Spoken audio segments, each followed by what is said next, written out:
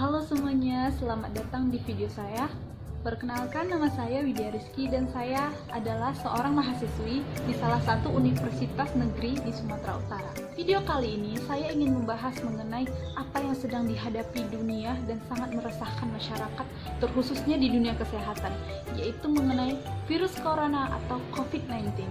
Di sini saya akan membahas mengenai dampak yang diakibatkan oleh virus ini, terkhususnya di bidang perekonomian kita, dan usaha apa sih yang masih bisa eksis di tengah pandemi corona ini. Kira-kira usaha apa ya? Tetap tonton sampai habis.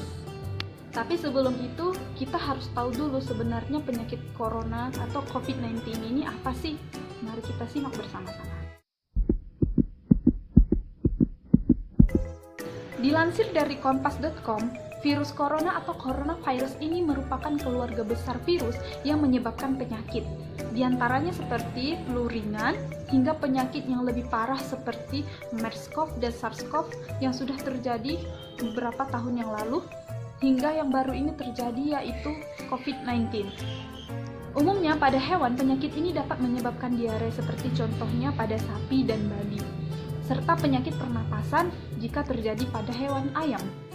Sementara untuk manusia, virus ini dapat menyebabkan infeksi pernapasan ringan hingga penyakit yang lebih parah lagi. Dilansir dari Badan Kesehatan Dunia atau WHO, virus corona ini bersifat zoonosis, yang artinya ditularkan melalui hewan dan manusia. Pada manusia sendiri, virus ini dapat menular melalui kontak fisik dengan si positif corona, dan virus ini masuk ke dalam tubuh manusia melalui mulut, hidung, dan mata. Sebenarnya, mengenai dari asal-usul virus ini, belum diketahui pasti apakah virus ini terlahir secara alami atau secara ilmiah. Tapi menurut para ahli, kemungkinan besar virus ini muncul pertama kali kepada hewan dan ditularkan ke manusia.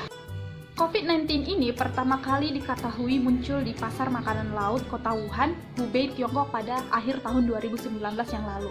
Pasar ini menjual jenis hewan mentah seperti ikan, ayam, dan makanan yang tak lazim seperti kelelawar, anjing, kucing, dan hewan-hewan mentah lainnya yang sebenarnya tidak cocok untuk kita makan.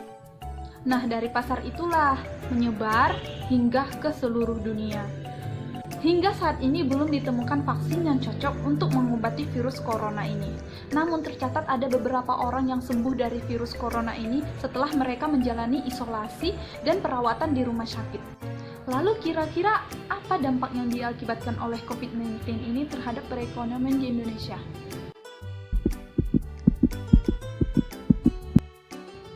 Pada bulan Maret 2020 awal, Indonesia mulai melakukan peperangan terhadap pandemi coronavirus yang mulai masuk di Indonesia.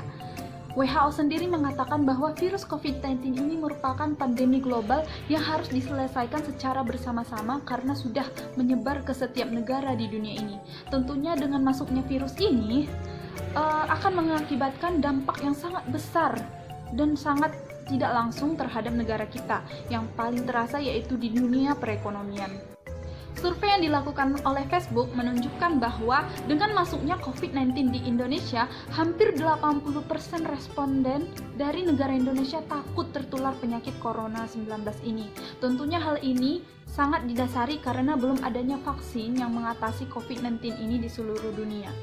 Masyarakat Indonesia sedang mempertimbangkan opsi alternatif mereka seperti belanja online dan pengiriman di rumah.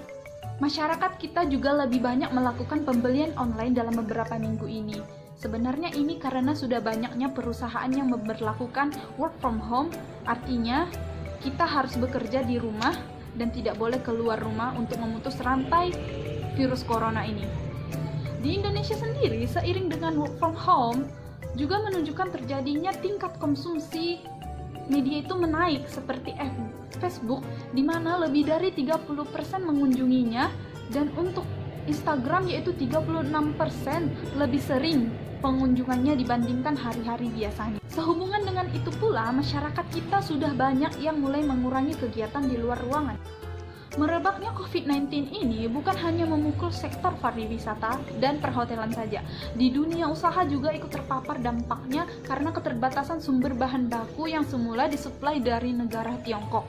Sehingga membuat para pengusaha harus mencari penyuplai barang baru dari negara lain seperti di bidang makanan, tekstil, minuman, dan otomotif yang umumnya berasal dari Tiongkok. Jika pengusaha mencari penyuplai dari negara lain, maka otomatis ini akan lebih mahal harganya dari biasanya. Bila keadaan ini makin parah, maka ini akan berdampak pada produksi dan ekspor di bulan April-Mei yang diprediksi akan turun. Mengingat apalagi ini sudah menjelang bulan puasa, maka stok makanan harus lebih diperhatikan lagi karena akan lebih banyak dari bulan-bulan biasanya. Sekarang saja seperti yang kita lihat sudah mulai terasa. Biasanya harga gula itu 1 kilo harganya 13.000. Ini 1 kilo menjadi harga 20.000. 8.000 naik, banyak kali.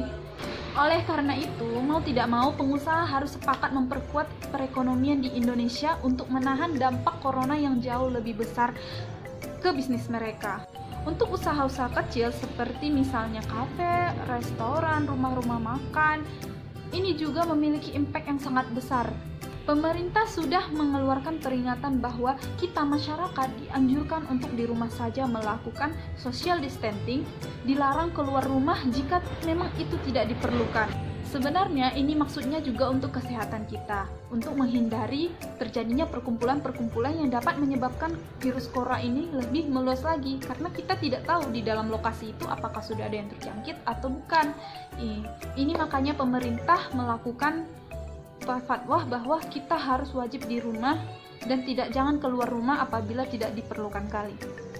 Karena pandemi inilah kafe dan restoran akan memiliki pelanggan yang lebih sepi daripada biasanya, dan pendapatan mereka juga akan lebih berkurang. Selain dari kafe dan restoran, ojek online juga mengaku mendapatkan impact besar, yaitu seperti pendapatan mereka berkurang 50% dari hari biasanya. Tentu saja ini sangat merugikan sekali bagi kita semua. Belum lagi juga diberlakukannya lockdown, maka akan terjadi penurunan ekonomi yang sangat drastis seperti contohnya di negara India yang mengakibatkan banyaknya rakyatnya yang kelaparan karena diberlakukannya lockdown dengan persiapan yang tidak matang. Mudah-mudahan Indonesia jangan sampai di lockdown ya, karena impactnya sangat besar sekali, sumpah. Lalu, apa usaha yang kira-kira bisa dan cocok berjalan di tengah pandemik ini?